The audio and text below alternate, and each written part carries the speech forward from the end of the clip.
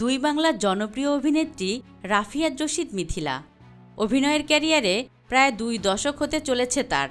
সবিজের নানা মাধ্যমে বহু বছর ধরে কাজ করছেন তিনি, কিন্তু এবারই প্রথমবারের মতো বিচারকের আসনে দেখা যাবে তাকে। সারা দেশে ছড়িয়ে ছিটিয়ে থাকা অভিনয় শিল্পীদের আলোয় আনার লক্ষ্য নিয়ে দীপ্ত টেলিভিশনে আসছে রিয়েলিটি শো দীপ্ত স্টার হান্ট।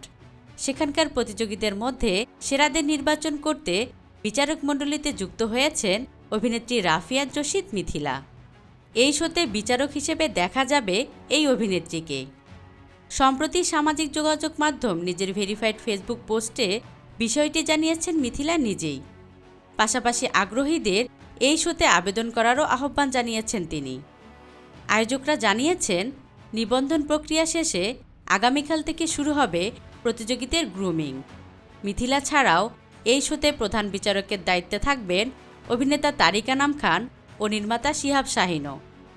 মিথিলা ছাড়াও দীপ্ত স্টার হান্টের অসংখ্য প্রতিভাবানের মাঝ থেকে প্রকৃত মেধাবী ও যোগ্যদের খুঁজে আনার দায়িত্ব পালন করবেন অভিনয়শিল্পী তারিক আনাম খান ও পরিচালক শিহাব শাহীন।